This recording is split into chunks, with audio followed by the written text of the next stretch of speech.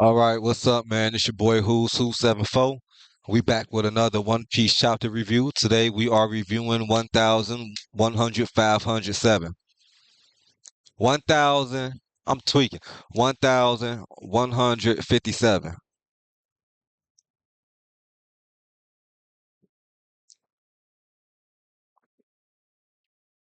I said that all the way wrong. It's kind of hot in this room, in this house, let alone this room, because the vent ain't working the way it's supposed to be. But we gonna get this chapter review done, and hopefully we get it done fast. All right. So we starting off this week with the Holy Inari Shrine Pilgrimage Volume number 39. We did not get that volume last week. There was no Holy Inari Shrine Pilgrimage last week. Now we see Yamato Page, we see Yamato Uoti and whoever this other chick is with them, they all are praying at the shrine of this legendary warrior of Wano. It says he died protecting this village from Kaido, leaving no trace of his body behind. I'm convinced this is either Zoro's ancestor or the guy that taught Luffy advanced hockey.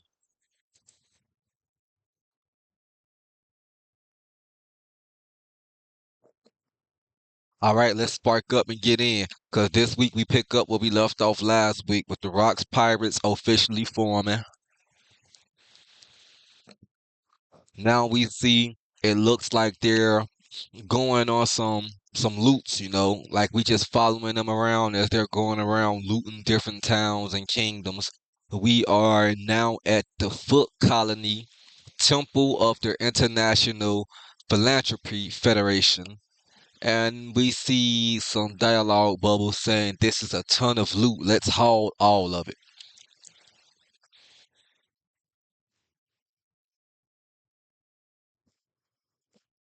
And then we see an image of Ochako, aka Wang G, saying nice work, that's everything. And as he's saying that, we then get a spread of Big Mom and all the rest of the Rocks pirates all running out with these big ass bags of loot in their hand.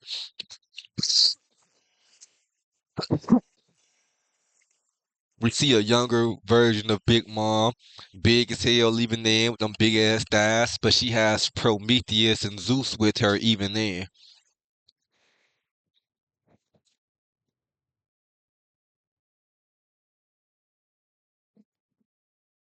Yeah, blunt.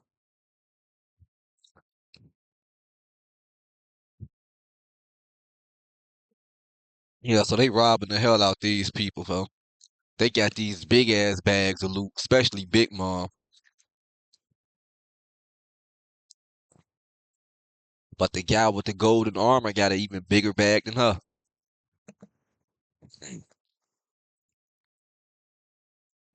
Yeah, he got an even bigger bag than she do. And speaking of him, he says, "Please stop." No, that's one of the people they robbed and saying, "Please stop. That money was donated for poor children in need." And Big Mom says, "Yeah, right. If that's true, why hasn't it been turned over? You were gonna keep it, right? Hey, Ochaku,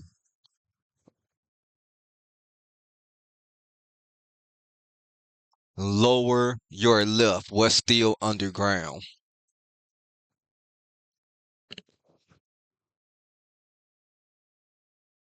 And Ochako then tells Big Mom to shut up already, as he then says, "Hey, Shiki." He calls for Shiki.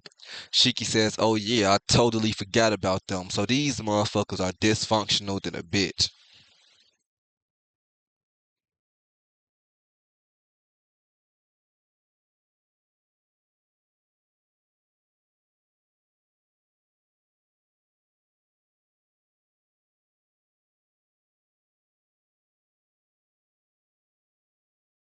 So it looked like they all in groups. Big Mom and a couple of other the pirates were out robbing the place. And Shiki was supposed to be handling the lift for them, which it seems like he forgot because he was busy tossing a bomb down the tunnel where Kaido and fucking Whitebeard are. So he trying to snake them out they spot. He threw a bomb down where they were at. And he says, this way the rest of us get a bigger cut. Suckers.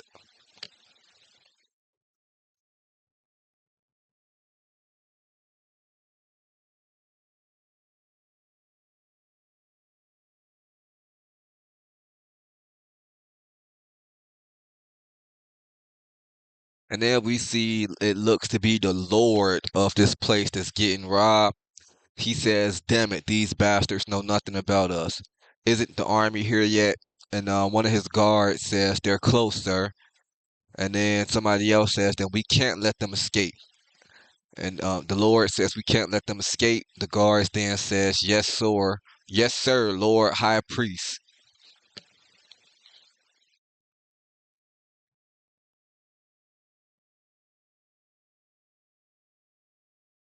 And then we get a cut to Big Mom and we see somebody saying, seal the temple. These iron bars just sprung up.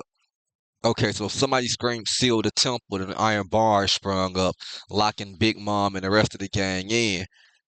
And then somebody says, these iron bars just sprung up. And Big Mom says, they're trying to trap us, eh? I'll bust through them, out of the way. And then she says that she gets cuts off because we see that the fucking island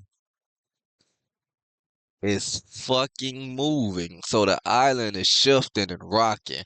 And anybody that sees this panel, they know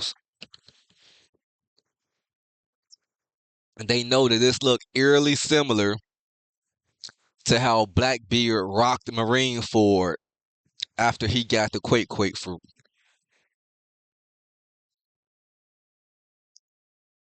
Somebody screams the island is sinking. Somebody else says, no, this is the Quake fruit. It's gotta be his hand. It gotta be his handiwork. And then we see Stussy screaming Newgate as the Rocks pirates are now falling down. We see Ochako screaming the temple is, and we don't know what he's saying because he's falling. We then see Rocks and Kaido along with Silver Axe. And Kaido was saying, damn it, I'm a bit jealous I can't do that. Whitebeard says, interested in getting the power, huh? You better choose wisely. If you seek one out, you'll be stuck with it for life. And then Kaido says, good point. Golden Axe then says, who was it? Which one of you tried to ditch us down there?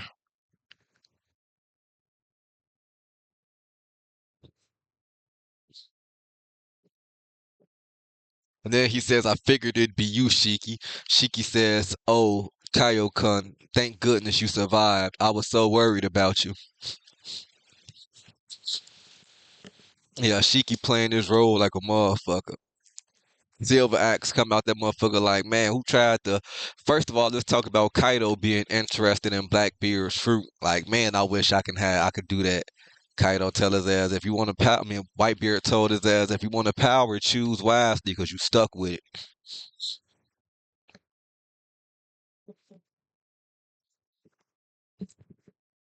And we know Kaido end up getting a fruit that just so happened to be a good ass fruit. He didn't necessarily choose that fruit. He ended up getting, you feel me? He got stuck with it, but it just so happened he got stuck with a nice ass fruit. God's Valley, Big Mom saved his life, and I guess the only way she was able to save his life was by having him consume that fruit, because she had it in her possession.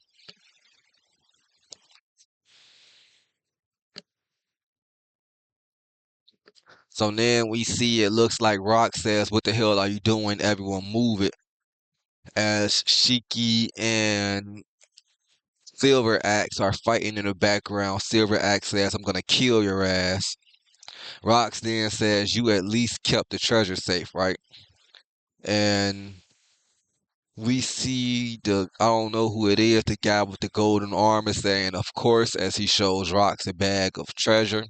And then Captain John says, "Hey, Rocks, look at the shore." It's the Navy, as we see a bunch of a bunch of Marine ships approaching. All right, we're gonna switch here now. Let y'all see it with us. Hit the blunt again.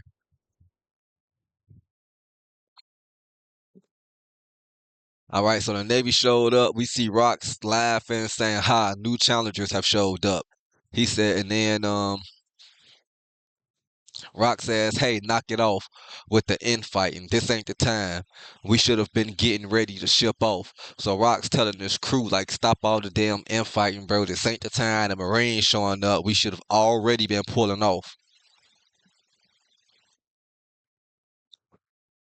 So as much as he's shunning them for fucking up and putting them in that situation, wasting time, he's still excited for the fight.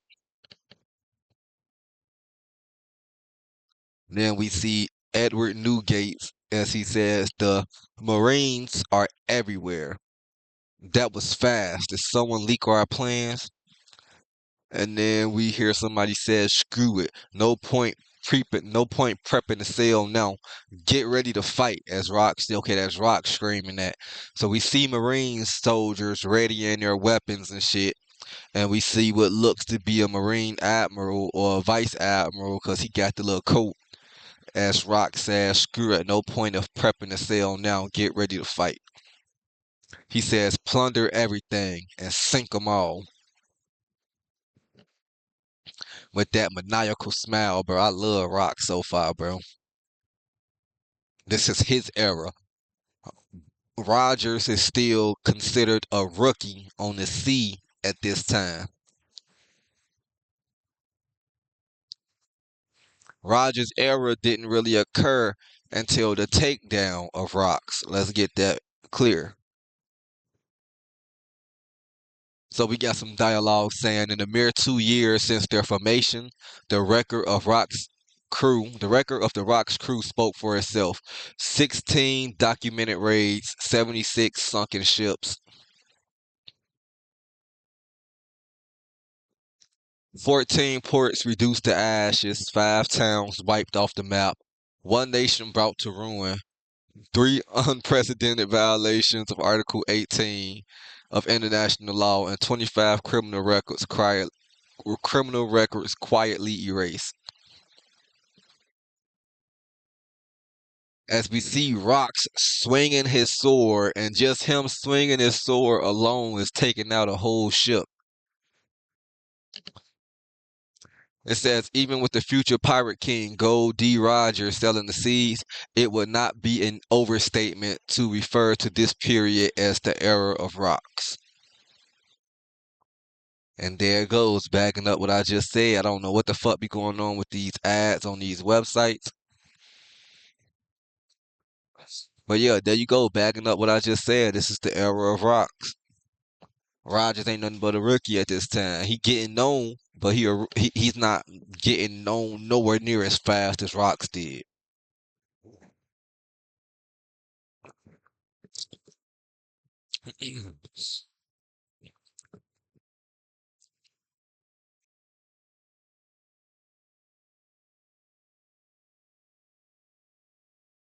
So we cut to Inishi in the New World. Somebody is screaming, "What are you doing? Leave this place at once, Harold." All non-affiliated nations are considered lawless territories. Don't concern yourself with the humans living here. They have no rights. So that sounds like the Marines talking to Harold,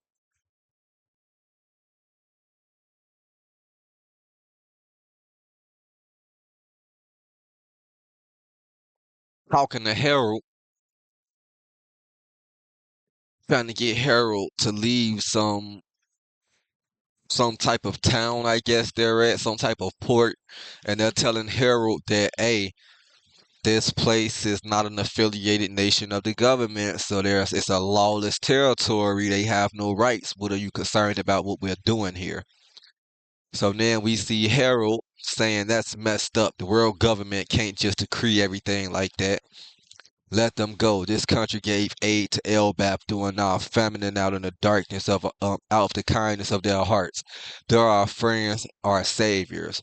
And then we see it looks like a cipher pole agent or something. They got these just regular civilians tied up, and they screaming for Harold to help them. The government dirty as hell.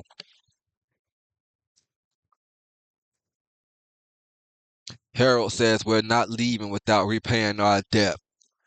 And then the government agent says, Harold, you understand that Elbaf is under consideration for becoming a member nation, correct? Intervening to help intervening to help us would be one thing, but you'll only hurt your membership bid if you intervene on behalf of a non-affiliated country. So stay out of the way, Harold. And he says that as he turns around and shoots an innocent woman right in her face. Harold says, you scum, you aren't human. And he jumps off his boat to attack that Marine boat. King Harold exposed Elbaf. Monarch sinks innocent battleship. Alliance with government revealed as a poly. World Economics Journal headline. So that was the headline of a newspaper right after that.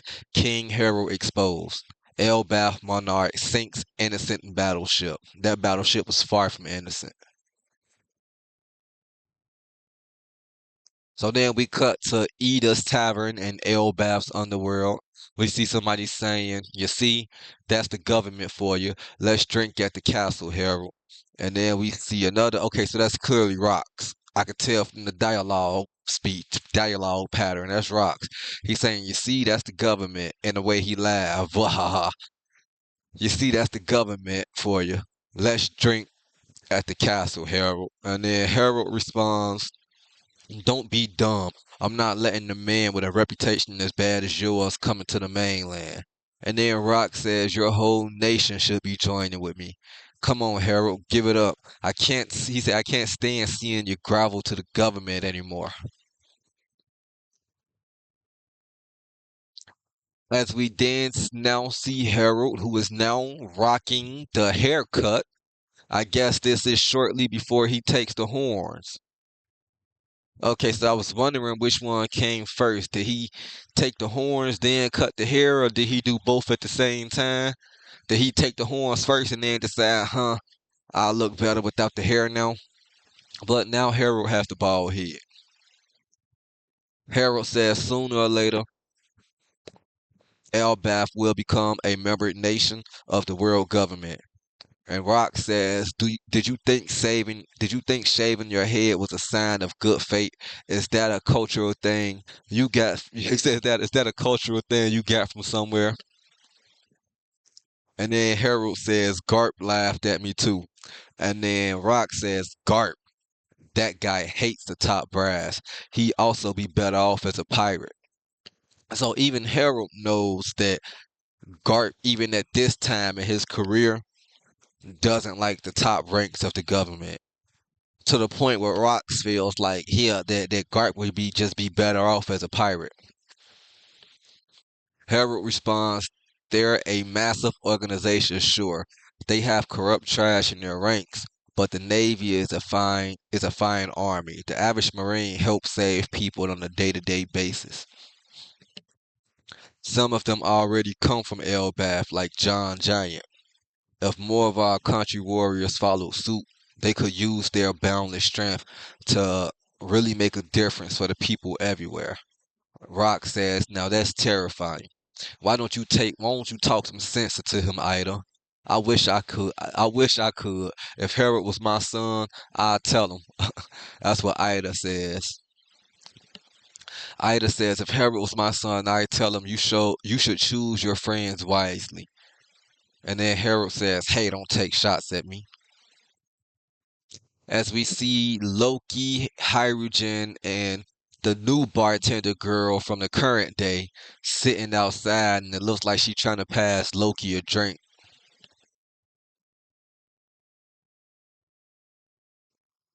Now we cutting over to Navy HQ. Somebody is saying if a giant were to roll over in their sleep, people could be crushed to death. If one just lose their temper, lives could be lost. Do you really think humans can coexist with such creatures? That's the gist of what they told me. Really? They said all that? Somebody says, yup. So we see that it's actually Vice Admiral Garp, Vice Admiral Sengoku, who was a Vice Admiral at the time, and Vice Admiral Otsuru. She is the future Great Staff Officer. And we see Admiral Kong, the future Commander in Chief. So Kong is only an admiral at this time, and Garp, Sengoku, and Otsuru are all vice admirals. We know Garp remains in a vice admiral position even in current time.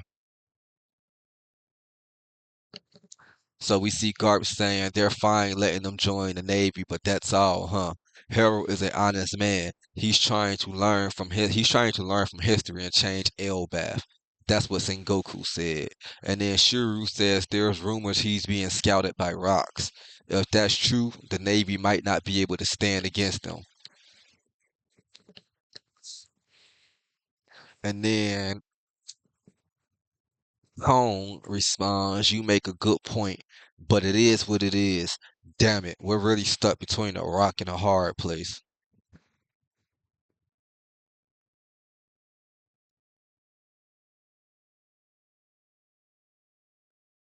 Still can't deny, Kong follow up by saying, still can't deny their wild and violent track record. And then Garp says, that's exactly what kind of strength I'm after, Kong. And then Sengoku says, just hurry up and make Elbaf a member nation already. If it were up to me, it wouldn't be an issue. So now we go to 42 years ago in Hachinosu. It says this is huge. So there we see a bunch of people reading newspapers and they're screaming out, "This is huge! This is really huge! This is big news! Shakuyaku has quit." So they going crazy because Shakuyaku quit. I guess she quit being a pirate. As captain of the Kuja pirates, that means there's no chance we'll run into her at sea anymore. Oh, okay, so she quit. So yeah, this was they were talking about from the spoilers, how she ended up in Hachinosu. I'll say so. Okay, so Shakuyaku has quit has Shakuyaku has quit as captain of the Kuja pirates. That means there's no chance we'll run into her at sea anymore.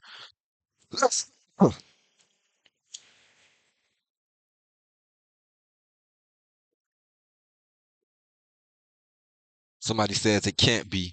I set sail 'cause I dreamed of being attacked by Shakuyaku's Kuja pirates. Damn it. We he said we've wasted our youth. Shaki-chan. So I don't really care to narrate how all these guys over Goon and over Shocky. Y'all see it, y'all just read it. Pretty sure y'all heard about it. So we see Big Mom and fucking what was her name?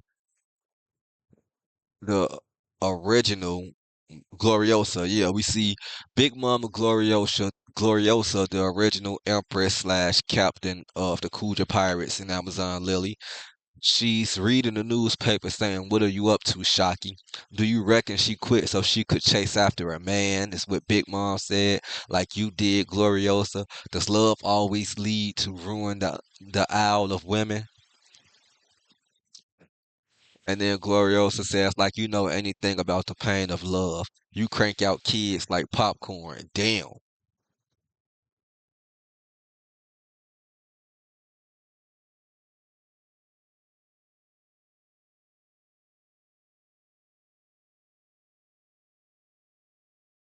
The whole time I wanna say, is that motherfucking on Big Mom's shoulder?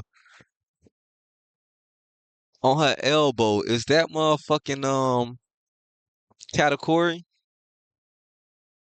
And is that the her other son that had the sunflower, the sun power, the heat power?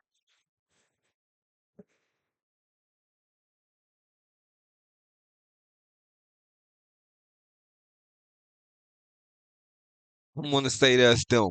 Gloriosa says, anyways, I honestly can't imagine her getting love sick. She said, I never forgive her if she went after Roger.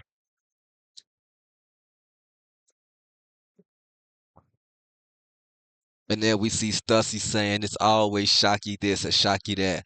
At least you've only got eyes for me, right, Newgate? And Newgate says, I never been in love with you. She then jumps on Stussy, then jumps on his back and attacks him and says, what did you just say? I'm the popular sensation, Miss Buckin. And Newgate says, ain't that enough? And she says, no, I want you.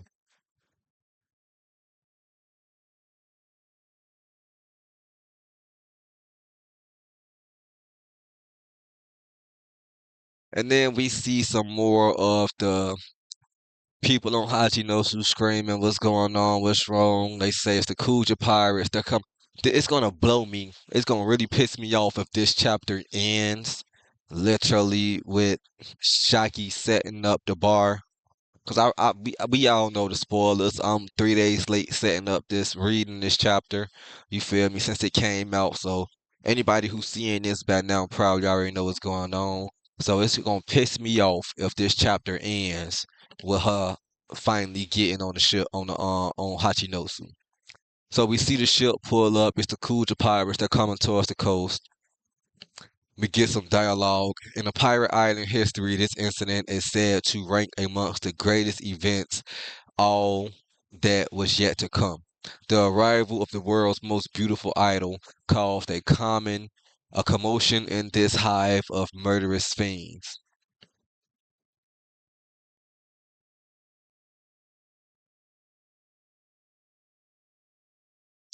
Shaki says, thanks for the ride, Tritoma. Tritoma says, yes, ma'am.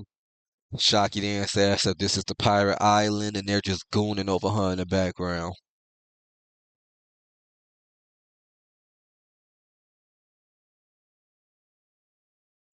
They asking her what she here for, if she want to join the Rock's crew like Gloriosa.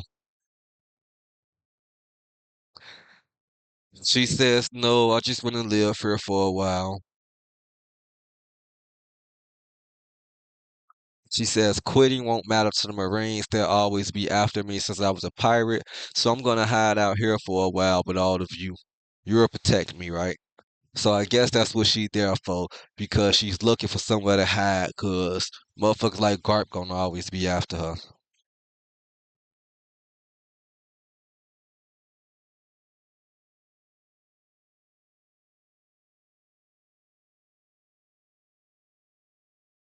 So Rox finds out that she's here. She sets up the bar.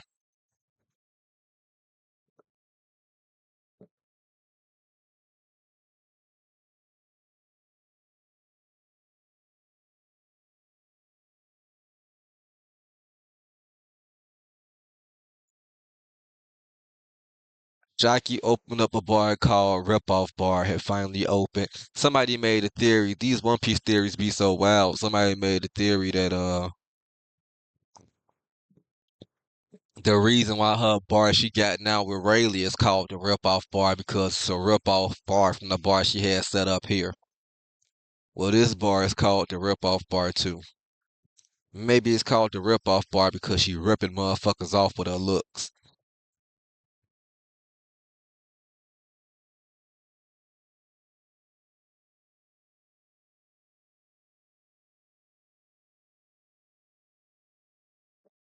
So she made the bars full of excitement. They said the wait to get in would take over a month.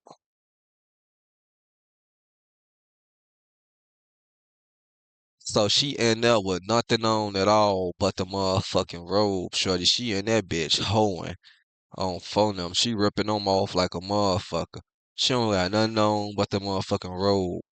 Her whole outside of her ass out, any type of movement, shorty, yeah. She got them going for sure. The inhabitants of Hachinosu came to convert her as a treasure, an irreplaceable crown jewel.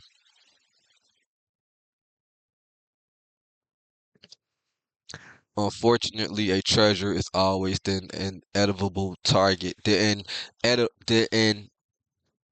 inevitable target of a thief. Damn, that's a tongue twister.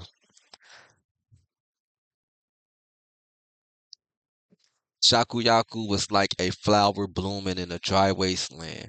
Her very presence enriched this island.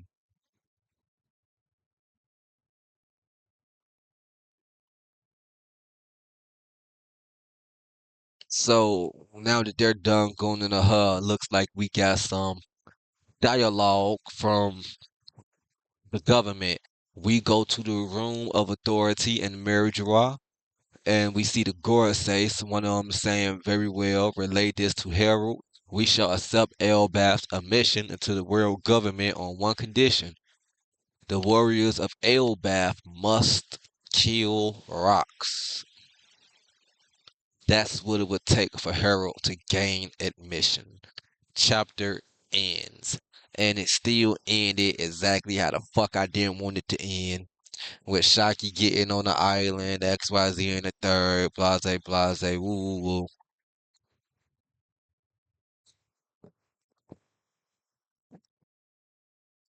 Most likely, what I'm gonna predict, somebody from the Holy Knights stole Shaki. Somebody from the Holy Knights came to Hachinosu, kidnapped Shaki because her being known as a treasure like that and woo woo woo and the fame she getting from being a Hachinosu. Somebody from the Celestial Dragons wanted her, so somebody from the Holy Knights came to get her, which is why she was there. She was up for prize, for it to be a prize, and that's why Rox went to motherfucking God's Valley to get her, because she was there to be given away as a prize. Because the Celestial Dragons wanted her, and the Holy Knights came to get her. I guarantee. That's my theory for the next chapter. That's what we gonna see the next chapter. And then we gonna, find out what Harold decides to do with rocks and shit. But that's gonna be the gist of the next chapter. Holy Celestial Dragons won't Shaki. Holy Knights go get her. Rocks go get her back. God's Valley happen. It's gonna end right when everybody show up to the motherfucking island. I guarantee you that's when the next chapter ends. It's Who's Who 74, I'm signing out. I don't even want to give this chapter a review.